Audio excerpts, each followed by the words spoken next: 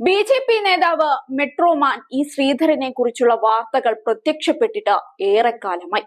രാഷ്ട്രീയത്തിലുള്ള അദ്ദേഹത്തിന്റെ സ്വാധീനവും കുറവാണ്. എന്നാൽ ഇപ്പോൾ തെരഞ്ഞെടുപ്പ് അടുത്തപ്പോൾ കൂടുതൽ ഊർജത്തോടെ തിരിച്ചു വന്നിരിക്കുകയാണ് നേതാവ്. ചില പ്രവചനങ്ങളൊക്കെ അദ്ദേഹം നടത്തിയിട്ടുണ്ട്. ലോക്സഭാ തെരഞ്ഞെടുപ്പിലെ പ്രതീക്ഷകൾ പങ്കുവച്ച ബി.ജെ.പി. നേതാവ് 4 or 5 സീറ്റുകളിൽ ഇത്തവണ ബി.ജെ.പി. ജയിക്കുമെന്ന് പ്രവചിച്ചിരിക്കുകയാണ്. സാധ്യതയുള്ള മണ്ഡലങ്ങളെ സംബന്ധിച്ചും അദ്ദേഹം സൂചിപ്പിച്ചു. പത്തനംതിട്ടയേക്കാൾ കൂടുതൽ ജയസാധ്യതയുള്ളത് നടൻ സുരേഷ് ഗോപി മത്സരിക്കുന്ന തൃശൂർ മണ്ഡലമാണ്. ശോഭാ സുരേന്ദ്രൻ മത്സരിക്കുന്ന ആലപ്പുഴയും അദ്ദേഹം എണ്ണിയ കൂട്ടത്തിലുണ്ട്. 2021 നിയമസഭാ തെരഞ്ഞെടുപ്പിൽ ബി.ജെ.പി. സ്ഥാനാർത്ഥിയായി പാലക്കാട് നിന്ന് ജനവിധി തേടിയിരുന്നു ഇ ശ്രീധരൻ. കോൺഗ്രസിന്റെ ഷാഫി പറമ്പിലിനോട് അദ്ദേഹം തോൽക്കുകയായിരുന്നു. ഇനി തെരഞ്ഞെടുപ്പിൽ മത്സരിക്കാനില്ലെന്ന് ശ്രീധരൻ വ്യക്തമാക്കി. വടകര ലോക്സഭാ മണ്ഡലത്തിൽ ഷാഫി പറമ്പിൽ വിജയിച്ചാൽ പാലക്കാട് നിയമസഭാ സീറ്റിൽ ഉപതെരഞ്ഞെടുപ്പ് വരും. എന്നാൽ പോലും മത്സരിക്കാനില്ലെന്നും ശ്രീധരൻ പറഞ്ഞിരിക്കുകയാണ്.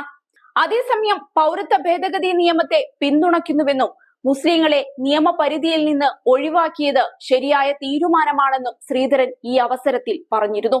ഒരു പ്രമുഖ ചാനൽ പരിപാടിയിലായിരുന്നു ഈ വാദം. നേതാവ് പറഞ്ഞത് ഇങ്ങനെയാണ്: CAA മതപ്രകാരം ചെയ്യുന്ന കാര്യങ്ങളല്ല, അങ്ങനെ മുദ്ര കുത്തേണ്ടതില്ല. ഇത് രാജ്യത്തിന് ആവശ്യമുള്ള കാര്യങ്ങളാണ്. വികസനം എടുത്തു നോക്കൂ. എല്ലാവർക്കും ഒരുപോലെയല്ലേ വികസനം? CAA മുസ്ലിങ്ങളെ ഒഴിച്ചു നിർത്തുന്നത് ശരിയാണ്. CAA ഒരു വിഭാഗക്കാർക്ക് കൊടുക്കുന്നത് എന്തുകൊണ്ടാണെന്ന് നമ്മൾ ആലോചിക്കണം.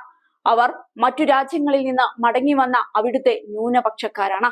മുസ്ലിം രാജ്യങ്ങളിൽ നിന്ന് വന്ന ആൾക്കാരാണ് അധികവും.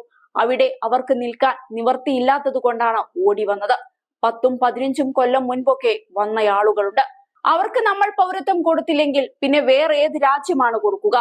പാകിസ്ഥാനിലും ബംഗ്ലാദേശിലും ഒക്കെയുള്ള മുസ്ലിങ്ങൾ അവരുടെ ഇഷ്ടപ്രകാരം അവിടെ പോയി താമസിക്കുന്നവരാണ്. അവർക്ക് സകല സൗകര്യങ്ങളും അവിടെയുണ്ട്. അവരെ ആരും ഓടിക്കുന്നില്ല. അവിടെ നിലനിൽപ്പില്ലാത്ത ഇവർ ഇന്ത്യയെ സ്നേഹിക്കുകയും അംഗീകരിക്കുകയും ചെയ്യുന്നുണ്ടെങ്കിൽ മതം നോക്കാതെ അവരെയും പരിഗണിക്കണം. എന്നാൽ ആ സ്റ്റേജ് എത്തിയിട്ടില്ല. ആരും വന്നിട്ടില്ല ഇതുവരെ. ഇന്ത്യയിൽ വന്നു കയറിയ എല്ലാവർക്കും പൗരത്വം കൊടുക്കുകയാണെങ്കിൽ എന്തായിരിക്കും ഇവിടുത്തെ സ്ഥിതി? വളരെ കാലമായി വന്നു കാത്തിരിക്കുന്നവർക്ക് കൊടുക്കണം എന്നാണ് ബി.ജെ.പി. നേതാവ് പറഞ്ഞത്. ഏതായാലും നേതാവിന്റെ പ്രതികരണം വിമർശനങ്ങൾക്ക് വഴിയൊരുക്കിയിട്ടുണ്ട്. അതേസമയം തൃശൂരിൽ സുരേഷ് ഗോപി വിജയിക്കുമെന്ന പ്രതീക്ഷയിലാണ് ബി.ജെ.പി. ജയിച്ചാൽ കേരളത്തിനൊരു കേന്ദ്രമന്ത്രി എന്ന രീതിയിലും പ്രചരണം കൊഴുക്കുകയാണ്. താൻ ജയിച്ചാൽ തൃശൂരിന്റെ മാത്രം MP ആകില്ലെന്നും കേരളത്തിന്റെ മൊത്തം കാര്യങ്ങൾ ശ്രദ്ധിക്കുമെന്നുമുള്ള സുരേഷ് ഗോപിയുടെ വാക്കുകളും വൈറലായിട്ടുണ്ട്. തിരുവനന്തപുരം ജില്ലയിലെ 2 മണ്ഡലങ്ങളിലും കേന്ദ്രമന്ത്രിമാരെയാണ് ബി.ജെ.പി. കളത്തിലിറക്കിയിട്ടുള്ളത്. രാജീവ് ചന്ദ്രശേഖർ തിരുവനന്തപുരം മണ്ഡലത്തിൽ മത്സരിക്കുമ്പോൾ വി മുരളീധരൻ ആറ്റിങ്ങൽ മണ്ഡലത്തിൽ മത്സരിക്കുന്നു.